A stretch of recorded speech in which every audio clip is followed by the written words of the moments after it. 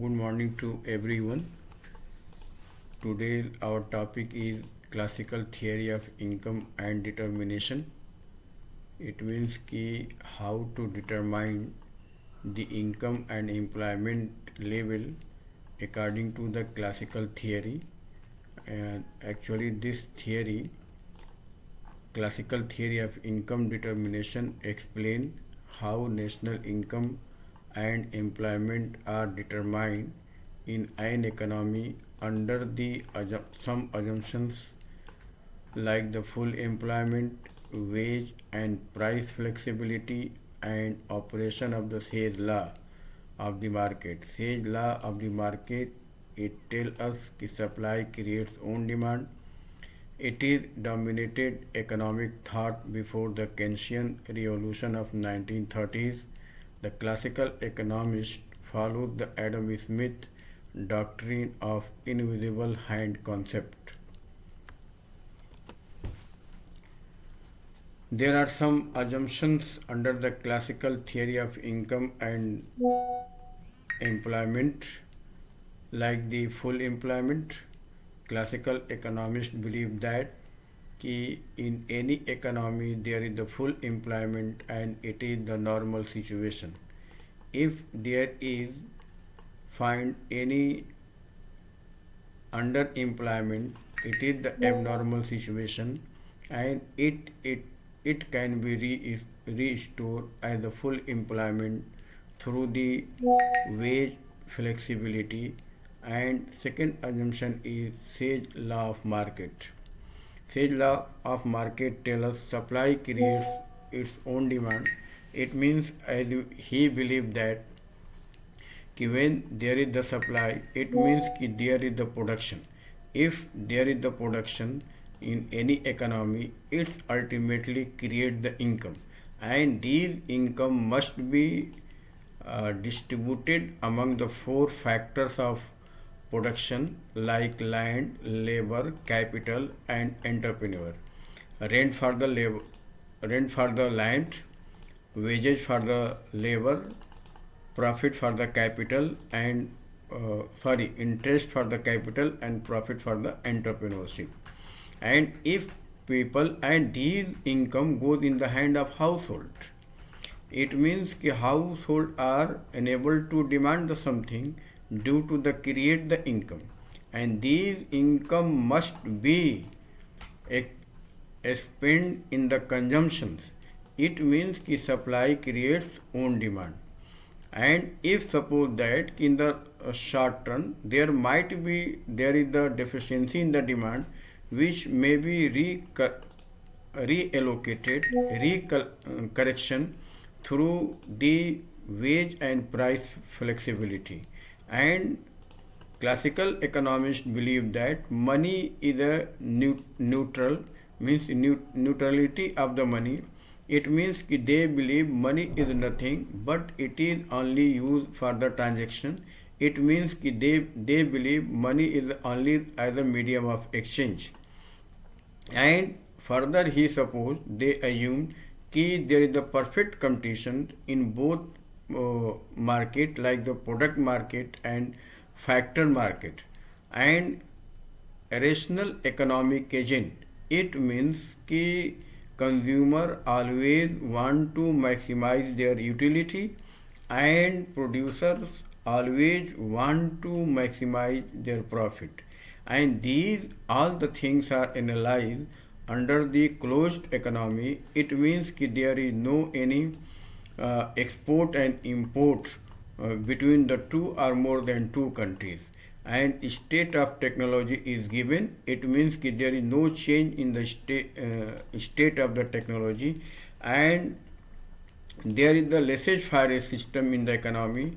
It means that there is very little intervention of the government, means that there is no interference of the government, especially in the economic activities.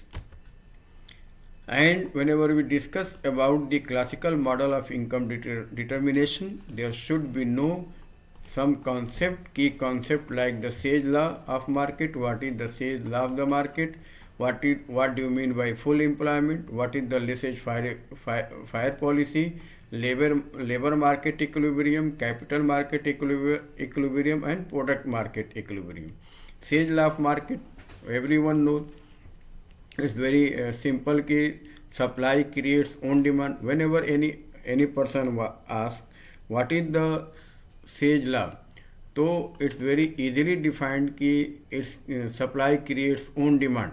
But how supply creates own demand? There is the questions. So as we know that कि product create the income and income must be distributed among the factor of productions and which create the purchasing power of the household, and therefore supply creates own demand. And there is the full employment. It means कि demand for labor and supply of labor, it is determined through the wage, and wage is highly flexible. Therefore, always there is the full employment. And also wages are determined and full employment. Here is also need to understand why there is the full employment, because according to the classical view, full employment means कि any person who are willing to get the job at the prevailing wage, at the prevailing wages, they consider as the employment. If suppose that कि any person who not willing to take any job, who is not willing to get any job, who is not interested to work any job at the prevailing wage, they are considered as the voluntary unemployment. And laissez-faire policy means that there is no intervention of the government, especially in the case of economic activities. Labor market equilibrium means कि how there is the bring the equilibrium in the market, labor market.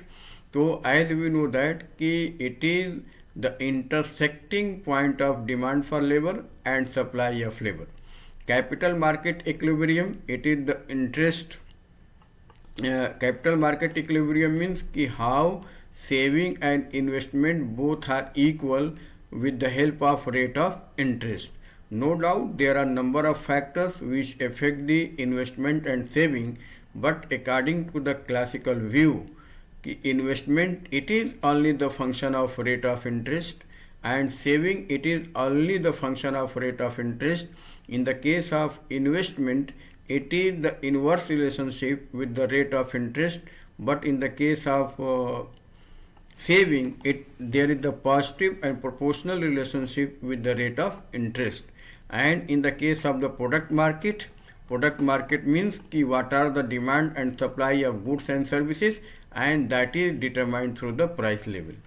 And as we know that कि price is flexible, that's why always there is the equilibrium in the market, either in the product market, and in the case of capital market, there is always in the long run, there is always equilibrium with the help of mechanism of flexibility in the rate of interest. And in the case of labor market, in the long run, there is also the equilibrium with the help of flexibility in the wages.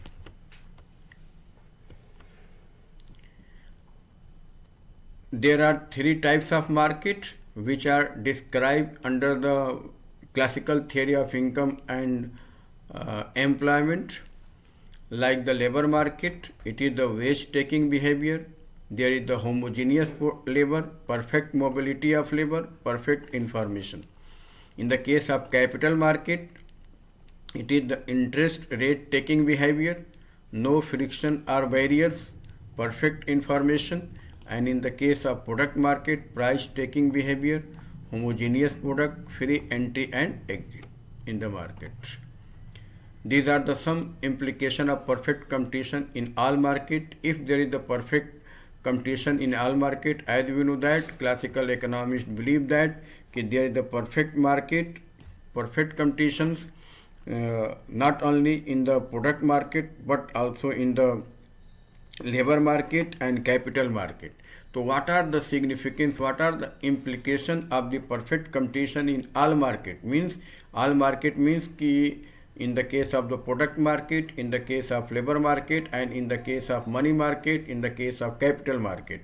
So as we know that कि if there is the perfect conditions, it means कि there is resources are allocated efficiently. It means कि efficient resource allocation. It means कि supply and demand ensure efficient use of resources with no persistent shortage or surplus in labor, money or goods. No long run economic profit. It means कि if there is a perfect conditions, it means कि no any market getting the abnormal loss and abnormal profit in the long period of time. There is the economic profit. It means कि in all the market, all the three types of market, there is the break even point. And neutrality of the money, it means कि interest rate adjust to market condition and monetary policy affect only nominal variables, not real output or employment. Because as we know that money, it is considered as only the medium of exchange, it is only as a medium of transactions according to the classical view. It means that money has no effect on the investment, on the saving, or money has no effect regarding the purchasing of any goods and services. That's why inflation, it is the purely monetary phenomena in the eyes of classical view. It means कि if there is the inflation in the market, there is need to control the supply of money. And next one is no unemployment or inflation. There is no unemployment. It means कि at the prevailing wages, all the labor and all the employers and employees are ready to provide and get the job. If any person who not take the job at the prevailing price, they are not considered as the unemployment, but they are considered as the voluntary unemployment. It's clear. That's why there is no unemployment and inflation in the market in the long run. And next, very important, the how to get the labor market equilibrium. This can be explained with this diagram. As we know that in the case of demand for labor, it's make the downward slope, because as we know that when wages are increases, therefore there is decline in the demand for labor, because demand for labor, it is raises from the side of employer. And in the case of supply of labor, there is a positive relationship between supply of labor and wage, because supply of labor, it is supply itself by the laborer. That's why there is the positive relationship. And the equilibrium condition is where there is intersecting between the demand for labor and supply of labor. Suppose that there is the excess supply of labor. It means if there is excess supply of labor, it means prices, wages will be increases. When there is the excess supply of labor, in that case, excess, why there is the excess supply of labor? Because wages are increased. Therefore, there is the automatic adjustment. Gradually, the wages start to the decline because there is the excess supply of labor. It means that number of people are not getting the job. Therefore, gradually start to declining in the wage and reach again at the original point. It means that through the automatic adjustment, reallocate the original point and at the original point, and this way there is no excess supply of labor, there is no shortage of demand for labor, or we can say that there is no excess demand for labor.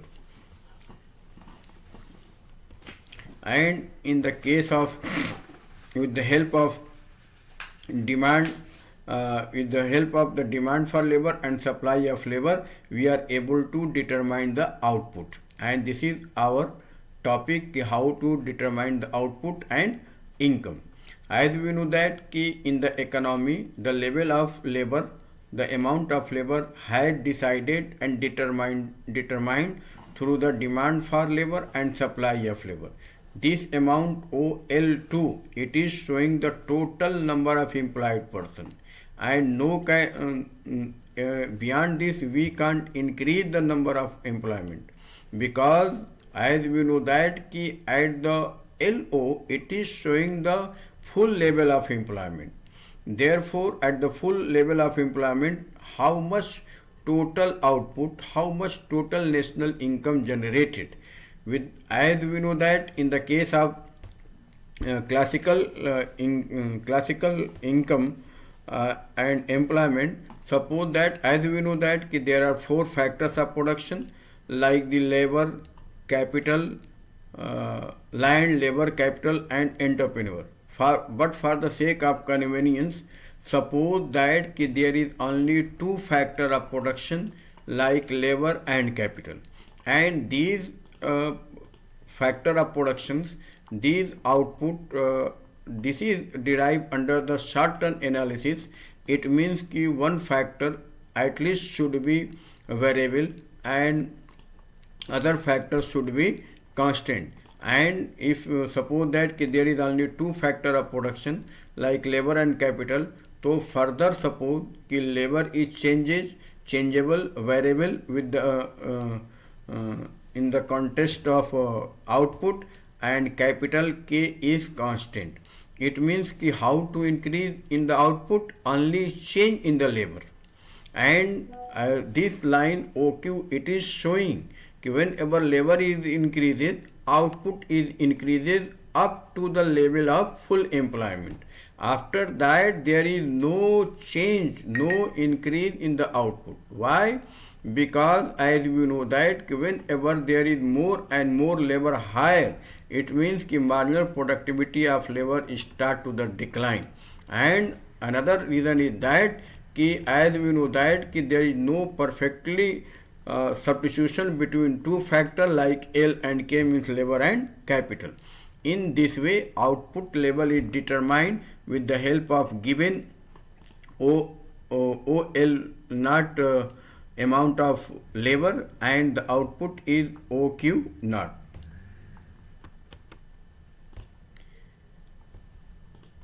Explanation.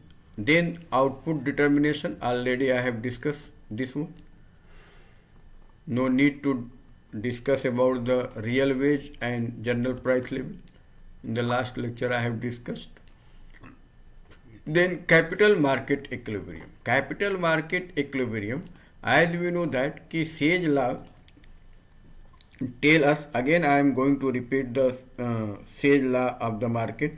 Supply creates own demand. It means कि all the income must be spent in the consumption. But as we know that कि all the income never be spent on the consumption.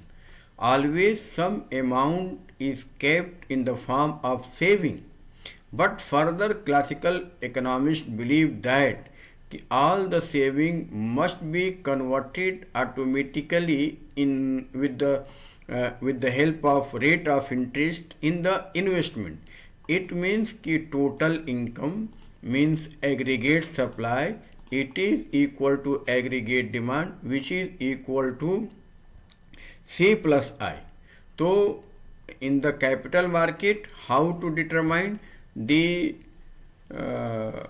equilibrium with the help of investment and saving. Next, very important, that is the money market. Money market, as you know that in the case of short-term analysis, the total supply of money means MB, it is constant, and if MB it is constant, so there is only increase and decrease in the price. MB, suppose that MB it is the total supply of money, PT it is total income, and according to the Fisher, V means velocity of money, and T means total transaction, it must be the constant.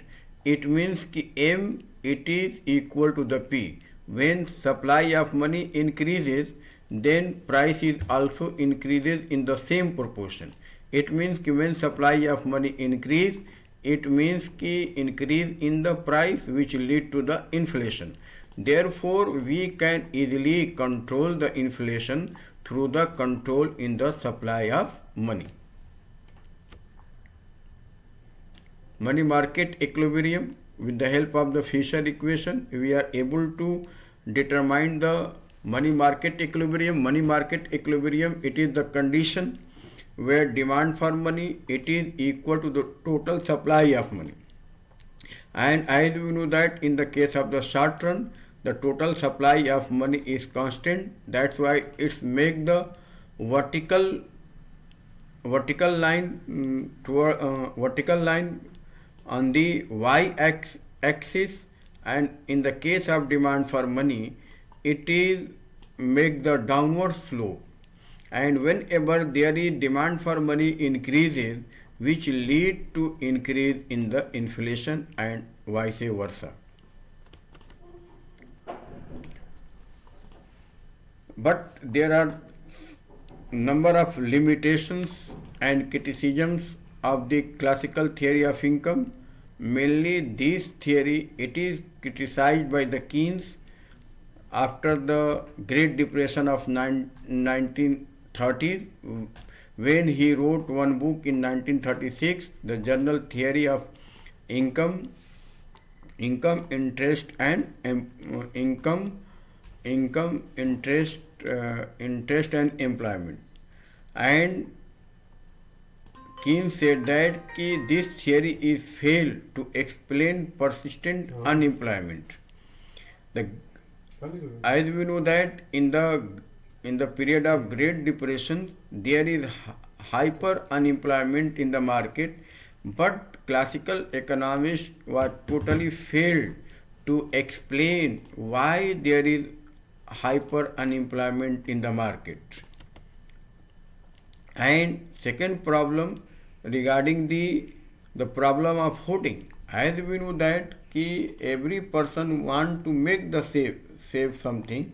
When there is the more saving, so supply creates own demand.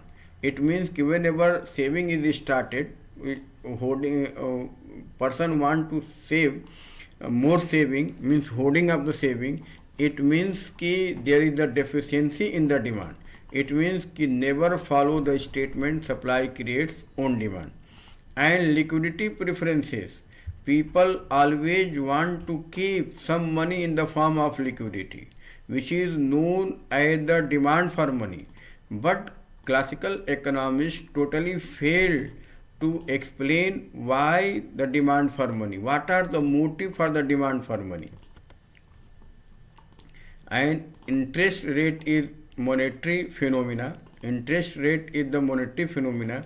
It is not the real phenomena. Interest rate, it is not decide the saving and investment. And short run versus long run. Keynes' famous quote, in the long run we are all dead. It means this theory, it is only suitable in the case of short run. He argued that economists must explain what happens in the short run, where prices and wages are sticky and the economy can be stuck in an underemployment equilibrium. The classical automatic adjustment takes too long period of time. Thank you. Any questions? Next time I'll explain and take the lecture on the Keynesian income determination.